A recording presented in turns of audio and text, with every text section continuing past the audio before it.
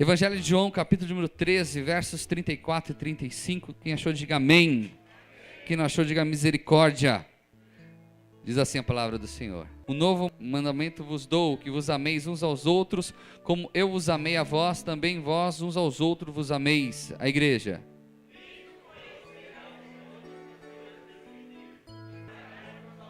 Glória a Deus. Preste atenção agora nos demais. 14 e 21 diz assim: aquele que tem os meus mandamentos e os guarda, este é o que me ama, e aquele que me ama será amado do meu Pai, e eu amarei e manifestarei a ele. Capítulo 15, verso de número 12, diz assim a palavra do Senhor: o meu mandamento é este, que vos ameis uns aos outros, assim como eu vos amei. Capítulo de número 17, verso de número 11, diz assim a palavra do Senhor: e eu já não estou mais no mundo, mas eles estão no mundo, e eu vou para ti. Pai Santo, guarda em teu nome aqueles que me deste, para que sejam um, assim como nós. Capítulo 17, versos de número 20 e 21, diz assim: e eu não rogo somente por este, mas também por aqueles que pela sua palavra hão de crer em mim, para que todos sejam um, como tu, ó Pai, o és em mim e eu em ti, que também eles sejam um em nós, para que o mundo creia que tu me enviaste. Amém? Vamos lá, eu falo, a igreja fala após mim. Vamos lá. Para que todos, mais forte, para que todos sejam um, como tu, ó Pai, o és em mim e eu em ti, que também eles sejam um em nós, para que o mundo creia que tu me enviaste. Oremos. Eterno Deus e amado Pai, o momento mais importante do culto ao Senhor é a hora da palavra, pois esse livro fechado é como qualquer um que existe no mundo, mas ele é aberto ao Senhor mesmo, falando com cada um de nós. Então que essa palavra possa entrar no mais profundo da nossa alma e do nosso espírito, que possa fazer morada em nossos corações, e que nós saiamos aqui dessa noite diferentes, meu Pai, que nós venhamos ser confrontados por ela, dar razão para ela, e sermos abençoadíssimos nessa noite. Que as nossas mentes estejam cativas ao Senhor. Eu peço a Ti, livre de nossa mente, meu Pai, toda palavra mentirosa, Senhor, todo impedimento no mundo espiritual, toda seta maligna que queira desviar essa semente que será semeada nessa noite, seja repreendida neste momento. Colocar seus anjos poderosos ao nosso redor, que tua palavra vá e produza o resultado para o qual vai ser enviada, que nós te pedimos e agradecemos em nome de Jesus, amém. Poder sentar. O tema da mensagem dessa noite é sejamos um. Fala para o seu irmão, sejamos um. Compreenda o contexto dessa mensagem, quando Jesus falou todas essas palavras maravilhosas. É quinta-feira, na semana da paixão de Cristo. Paixão é a semana do sofrimento de Jesus. Na quinta-feira ele reúne os seus e ele celebra a ceia. Para os judeus era a Páscoa, relembrando o êxodo, a saída do Egito para a terra prometida. Só que para o Senhor havia um novo significado naquela noite, que o pão não seria um simbolismo dessa jornada, mas seria o corpo dele. O vinho não seria mais o vinho simbolizando a jornada desse êxodo, mas seria o seu sangue. E ele participa dessa ceia junto com os seus, e logo depois de participar, ele dá as instruções para os seus. Ele dá as instruções, um período entre o final da ceia até ele estar no Getsêmani. Passou algumas horas, mas não foram muitas. E dentro dessas horas ele deu todas as instruções para os discípulos. João 14, 15, 16 e 17, a gente vê as instruções aos discípulos. E é interessante que ele enfatizou várias vezes, conforme nós lemos, que nós temos que ser um.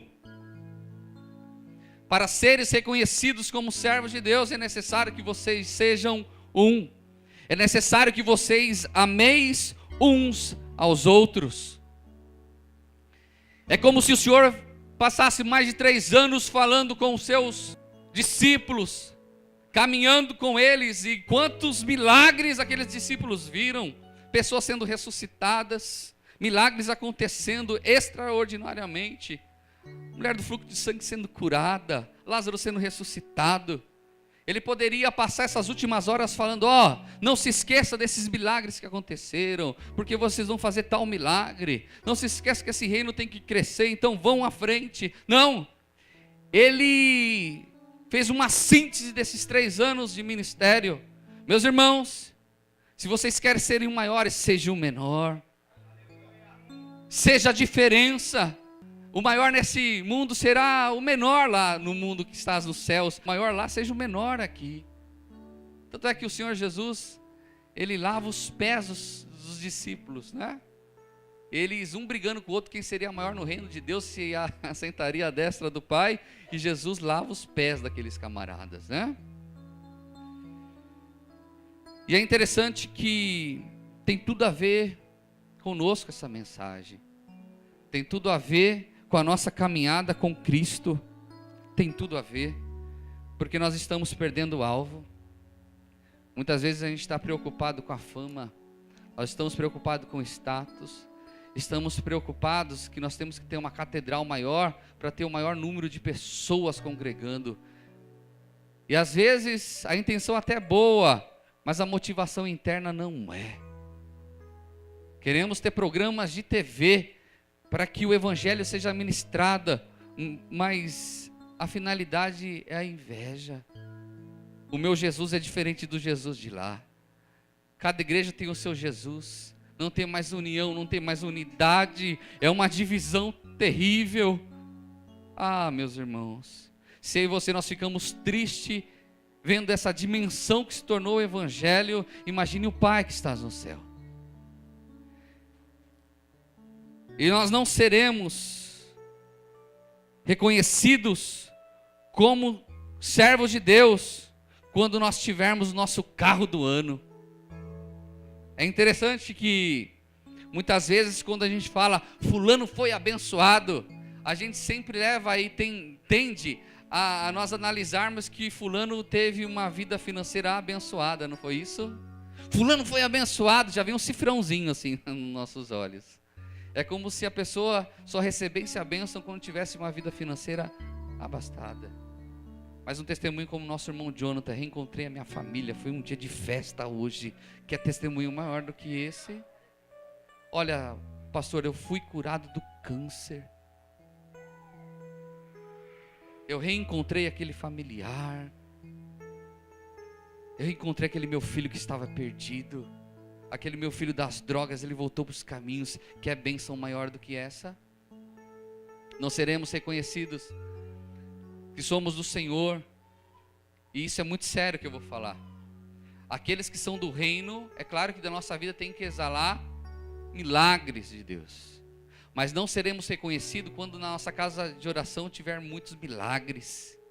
Não adianta, meus irmãos, termos surdos ouvindo, cegos enxergando, paralíticos andando, e se no altar do Senhor nós não tivermos uma vida com Cristo, não adianta nada. Não seremos reconhecidos quando a gente enviar milhares e milhares de missionários pelo mundo, mas se o desejo for o reconhecimento próprio. Seremos reconhecidos que somos de Jesus quando nós formos um nele. A oração do Pai foi o seguinte: Pai querido, que eles sejam um como eu sou contigo. Ser um não é fácil. Não é fácil. Cada um nasceu num berço. Cada um nasceu numa cultura diferenciada. Cada um nasceu num modo de vida e assim por diante. Mas eu quero lhe falar algo muito sério. Ser um não é uma opção para o servo de Deus. É uma obrigação. E é não ser um só dentro da igreja Avivamento em Cristo, mas ser um com todos aqueles que professam a fé em Cristo Jesus. Sermos um não é ser exclusivista, mas é saber que o feiticeiro, o macumbeiro precisa da graça de Deus e precisa que nós venhamos alcançar com este amor. Sermos um é ser diferente do mundo. Às vezes nós rotulamos a nós mesmos como o ungido ou a ungida do Senhor. Não mexe com o ungido do Senhor, não mexe com a ungida do Senhor, não mexe comigo. Não, não é desse jeito não. A graça do Senhor está para todo mundo, para todos. Amém? Diga assim: ser um, mais forte, ser um não é uma opção, é uma obrigação. Amém? Ser um em comunhão, em amor, santidade, em companheirismo. E eu quero falar aqui alguns fatores que é importante para nós analisarmos a nossa vida, para compreendermos essa comunhão. Como é, pastor? É muito difícil isso. Um é São Paulino, outro é corintiano, outro é palmeirense. Vai administrar isso dentro da cabeça dos amados, né? Um gosta do azul, outro gosta do amarelo. Um quer viajar para Búzios, outro quer lá para Recife. É difícil, meu irmão, é difícil. Mas vamos lá. Como fazemos para sermos um? Diga para o seu irmão, pergunta para o seu irmão. Como fazemos, irmão, para sermos um?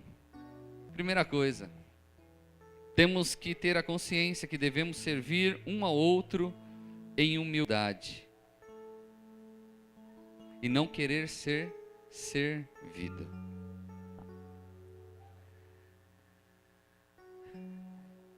Você sabe que diaconia, diácono quer dizer, vem da raiz grega chamado mesa. É como se a pessoa tivesse que se prostrar para servir as outras pessoas. Então, diácono tem que ralar bastante, né? Mas Jesus, como eu bem falei, Ele falou que aquele que quiser ser maior no reino dos céus tem que ser o menor aqui. Tem que ser o menor. Essa história que alcançou o pastorado e não vai precisar mais lavar o banheiro quando tem a necessidade. Chegou no pastorado, mas tem que andar com o carro blindado, cheio de segurança. Já é levita da casa do Senhor. Ai, se o pastor falar para eu vir cedo aqui orar. Eu não, eu sou o levita.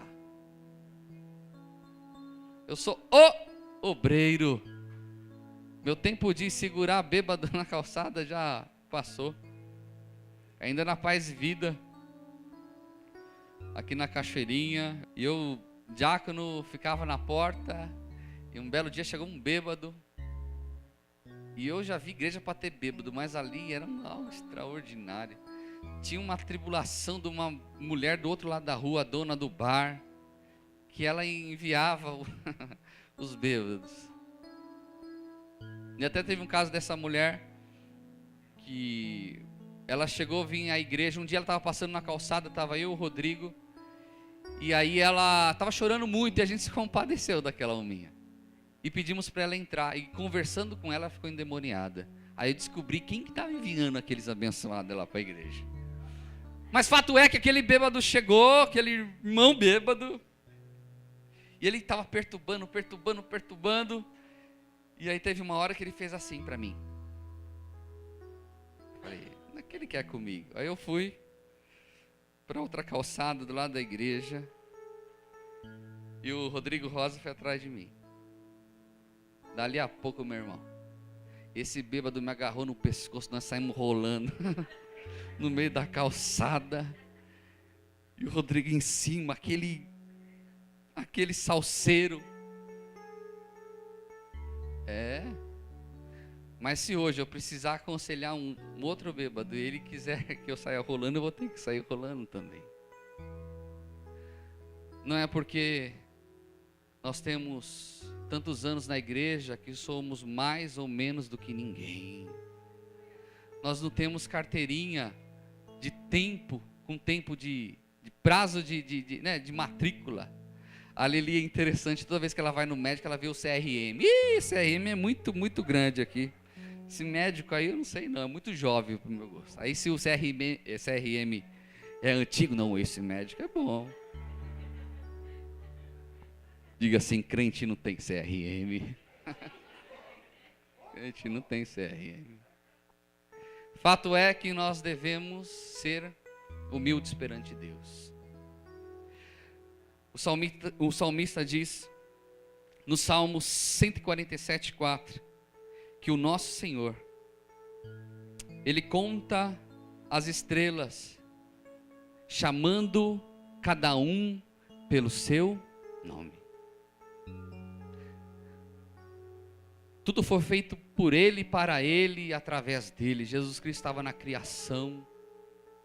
Existe mais de 6 sextilhões de estrelas no universo. Tem mais estrelas no universo do que grão de areia na terra. E Jesus Cristo chama cada um pelo seu nome. Rei dos reis e Senhor dos senhores. E na véspera da sua crucificação, Ele estava lavando os pés de discípulos, pés cheios de pó, cheios de chulé. O Rei do universo, se humilhando perante a homens falíveis, homens pecadores. Quem é o homem para querer ser mais do que alguém? Quem é eu e você para querer ser mais do que alguém? E a palavra fala, a quem muito é dado, muito será cobrado. Se você tem recebido talentos do Senhor, você tem que granjear mais talentos, porque Deus vai cobrar de ti, naquele grande dia. Ah, meus irmãos, apostolado, ser patriarca, daqui a pouco vai ter semideus ou querubim ungido. Queremos ter cargos e cargos e cargos, Deus vai cobrar, Deus vai cobrar. Amém, meus irmãos? Primeiro, para sermos um é necessário nós servirmos uns aos outros. É isso aí, o irmão está precisando, o ajude. O ajude. O ajude. Em todos os âmbitos, os ajude. Segundo, para nós sermos um, é necessário nós respeitarmos o temperamento de cada um. Isso é muito sério. Diga assim, Deus não transforma temperamento, transforma caráter. Aquele que roubava, não rouba mais. Aquele que se prostituía, não se prostitui mais. Agora temperamento não muda. Quem é sanguíneo, será sempre sanguíneo. Quem é fleumático, será sempre fleumático. Quem é colérico, será sempre colérico. E quem é melancólico, será sempre melancólico. É interessante que o sanguíneo, ele é extremamente alvoroçado, comunicativo. Repara, tem pessoas que falam assim, ô irmão, por gentileza, pegue a cadeira para mim, lá no fundo. Se você demorar 3 segundos, ele já foi e já pegou. Pessoa que é sanguínea, meu irmão, ela não espera por ninguém, ela vai e faz. Em termos, isso é bom. Mas tem um lado negativo disso também, porque a pessoa é extremamente volúvel. A pessoa sanguínea, muitas vezes quer fazer tudo e acaba não fazendo nada direito. E tem irmãos que são sanguíneos. Um dia eu falei para um amigo meu que ele era sanguíneo. E ele ouviu toda a ministração que tal, não sei o quê. Um dia ele estava nervoso. André, eu sou sanguinário mesmo. Eu falei, que sanguinário, meu irmão? É sanguíneo. Você não mata ninguém. É sanguíneo esse negócio aí. Tem alguns irmãos que são fleumáticos, que são calmos demais. E a Bíblia recomenda, para quando houver alguma confusão, chame alguém que tem um espírito manso. É isso, fleumático, calmo, sossegado, tranquilo, paz e amor. Oh, Senhor. E aí, irmão, vamos na padaria? Tô indo. Mulher que tem marido fleumático é um problema sério. Arruma o chuveiro. Daqui a pouco eu estou indo. Vira um sanguinário, né, irmã? E a irmã vira sanguinária aí quando acontece isso. Mas por outro lado, o fleumático é bom, porque a casa está caindo, ele está calmo, tranquilo, vai dar tudo certo, Deus é com a gente, o diabo não presta, e glória a Deus por isso. Mas às vezes é ruim a pessoa ser extremamente fleumática, porque ela prorroga tudo. Para ela tomar uma decisão, ela precisa ter 6 meses. E aí, bem, vamos viajar? Vamos orar. Mas 6 meses de oração para ver se a gente vai viajar? Não é desse jeito, né? Mas tem pessoas que são fleumáticas, tem pessoas que são coléricas, extremamente eficientes no que fazem. São atenciosas. O que você pede para a pessoa fazer, ela faz, e faz bem feito. Mas não pisa no calo dela. Se pisar no calo dessa pessoinha, já diz colérico. Meu irmão, sai de baixo. Tem um pavio curto. E o ruim do colérico é que ele se sente muito autossuficiente. E essa autossuficiência leva a pessoa a ser egoísta também. E tem pessoas que são melancólicas, que são perfeccionistas ao extremo. Tudo tem que ser no mínimo detalhe. Pastor melancólico sofre até a última, meu irmão. Porque você planeja que vai ser de um jeito e acaba sendo de outro. E melancólico, infelizmente, tende a ser pessimista. Irmão, comprei o carro zero. Será que vai ter dinheiro para pagar o IPVA? Comprei uma casa maravilhosa. Você não sabe o valor do IPTU que vai vir para você. E aí, vou para a praia. Vamos, irmão? Não. Tá falando, uma previsão que falou que vai cair mal pé d'água. Não vou, não. E andar do lado de gente pessimista é complicado. É ou não é? Você chega com aquele ânimo falando tal coisa, a pessoa joga um balde de água fria. Começou novo, não vai dar certo não. Isso eu já tentei, não deu certo. Fato é, meus irmãos, que nós devemos saber administrar, porque todos nós temos as nossas qualidades, temos as nossas falhas. Quando eu compreendo o temperamento do meu irmão, eu consigo saber como ele está naquele dia, ou deixa ele estar. O grande problema nosso é que nós queremos que as pessoas sejam como nós somos. Nós queremos ser todos iguaizinhos, né? Se eu gosto do azul, meu irmão tem que gostar do azul.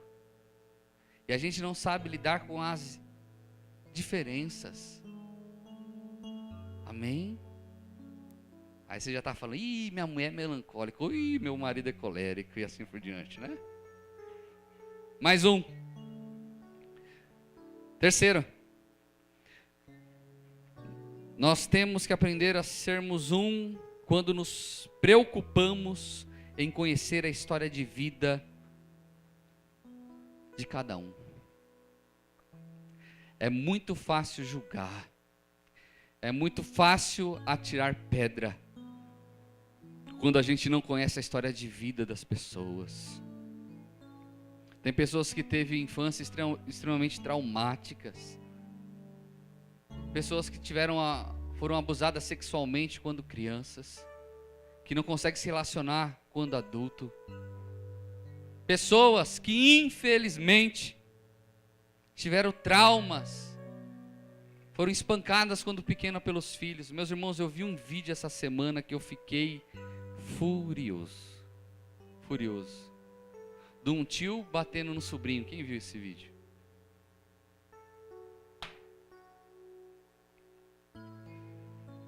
Foi uma sessão de espancamento. E o menininho tão pequeno, e aí eu lembrei do Isaac tão pequenininho, teve uma hora que o tio espancou, e aí ele ficou de joelho com a mão para cima, assim, pedindo perdão. Olha o trauma psicológico na vidinha deste pequeno quando ele crescer. E no seio da igreja nós encontramos pessoas de todos os tipos, de todas as formas. Pessoas que tiveram passado no alcoolismo, pessoas que perderam família e assim por diante. Quando eu compreendo a história de vida de cada um, eu consigo amar aquela pessoa da maneira que ela é. O pastor tem por obrigação conhecer a história de vida de cada um. E passa o tempo, a gente vai conhecendo ainda mais. E eu consigo compreender por que aquela pessoa não está bem naquele dia, porque ela tomou aquela atitude assim por diante. Olha para o seu irmão e fala assim: eu tenho que te conhecer dia após dia. Eu quero lhe falar, irmão, você tem que se abrir às vezes para aquele irmão, para falar dos seus temores, daquilo que está lhe trazendo tribulação, para que nós venhamos orar por você. Não vai contar para o fofoqueiro, senão a torcida do Corinthians fica sabendo, né? Mas a Bíblia fala para nós chamarmos um irmão mais chegado e confessarmos os nossos pecados, as nossas falhas. É necessário termos esse braço amigo. Traumas de infância é um negócio complicado. A Lili fala que o avô dela, todas as vezes que era convidado a ir a uma festinha, uma festa de aniversário, ou as filhas eram combinadas, ele fazia todas as filhas jantarem bastante para não comer nada na festa. Isso é crueldade, meu irmão. Criança ir numa festa e não comer salgadinho, não comer... E eu vejo alguns traços hoje na minha sogra que remete a este passado que ela teve. Traumas. Eu quero falar, meus irmãos, que o maior psicólogo que existe se chama Espírito Santo de Deus. E Ele que trata, é Ele que nos trata no mais profundo da nossa alma. Eu quero lhe falar, se tu tem algum trauma de infância, alguma coisa que você sabe que atrapalha a sua vida, o Santo Espírito está tratando com a tua vida no dia chamado hoje. Amém? Amém? Existem feridas na nossa alma que só o Espírito Santo pode tratar e curar. E é importante que aqueles que têm feridas na alma possam deixar o Espírito Santo tratá-los e esquecer: o passado passou. Põe uma pedra em cima desse problema, segue rumo à cidade celestial. Não usa isso também como uma muleta para ti. Ah, pastor, eu sou desse jeito porque quando eu era pequeno, os meus amiguinhos não queriam brincar comigo. Para com isso também, né? Amém? Último. Aí você pode estar me dizendo: pastor, mas para sermos um é difícil porque tem pessoas que me feriu tanto. Existem pessoas dentro do meu cotidiano, seja aqui na igreja, na minha família, que já me feriu tanto que eu não consigo estar junto. E eu quero lhe falar algo: amar não significa gostar. Diga assim: amar não significa gostar. Amar não significa que você tem que estar junto com essa pessoa que te machuca 24 horas por dia. Amém? Existem pessoas, como Paulo falou, se possível tenha paz. Tem pessoas que é difícil mesmo. Manter um relacionamento até de amizade é complicado. Existem pessoas que são amargas por si só. Vive a vida amarga. E aí nós chegamos no asilo, tem tanto velhinho, que dó, mas vai ver o que ele era quando ele era mais novo. Tem pessoas que são más. Infelizmente tem pessoas que são difíceis de lidar. E aí não vou falar: não, irmão, tem que amar e ficar beijando e receber. Não. O amor, meus irmãos, tem que ser acima disso. Senhor, fulano tem me machucado. Tu bem sabes que eu não gosto, mas eu vou amá-lo. eu vou orar e interceder por essa vida para que ele tenha um encontro com o Santo Espírito de Deus. Amém? É difícil a gente falar para a esposa amar aquele cônjuge que tanto tempo a maltratou e a largou e deixou com os filhos. Como amar uma pessoa que só deu desprezo. Como amar pais que lhes abandonaram, né? Quando nós recebemos o perdão de Deus, nós conseguimos perdoar todas as pessoas. Quando nós compreendemos que nós fomos perdoados por um alto preço, nós conseguimos perdoar. Amém? Se coloque em pé nesse instante. Glória a Deus. Quem compreendeu a mensagem dessa noite? Salmo 133. Mas pastor, qual é a intenção? Qual é a intenção então de Deus de sermos um só para ser reconhecido que é dele? É muito mais do que isso. Salmo 133 diz assim: ó quão bom e quão suave é que os irmãos vivam em união.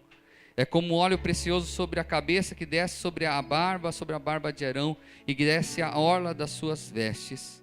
Como orvalho do Hermon que desce sobre os montes de Sião, porque ali o Senhor ordena a bênção e a vida para sempre. Diga assim comigo, verso 3: como orvalho do Hermon que desce sobre os montes de Sião, porque ali o Senhor ordena a bênção e a vida para sempre. O Senhor ordena a bênção quando há a união entre os irmãos. A bênção de Deus é liberada quando nós estejamos unidos em Cristo Jesus. Por isso que a gente tem que lutar com toda a veemência qualquer sinal de divisão dentro da igreja, qualquer sinal de divisão dentro do seu lar, qualquer sinal de divisão dentro da tua família, porque quando há desunião, reino dividido, Deus não opera. Mas quando há a união, meus irmãos, as bênçãos do Senhor é derramada sobre as nossas vidas de uma forma sobrenatural. Quem quer ser abençoado pelo Senhor, meu irmão? Quem quer ter a bênção de Deus sobre a vossa vida? Quem quer ver tudo funcionar? É necessário estarmos unidos. Pode ser que você tenha ouvido essa mensagem e você fala: Senhor, está difícil. Para eu ser um está complicado. O momento que eu tenho passado em minha vida é complicadíssimo. O Espírito Santo de Deus está tratando contigo hoje. Hoje. No dia chamado hoje. Feche seus olhos. Eterno Deus e amado Pai, Senhor, nós ouvimos a Tua doce palavra nesta noite.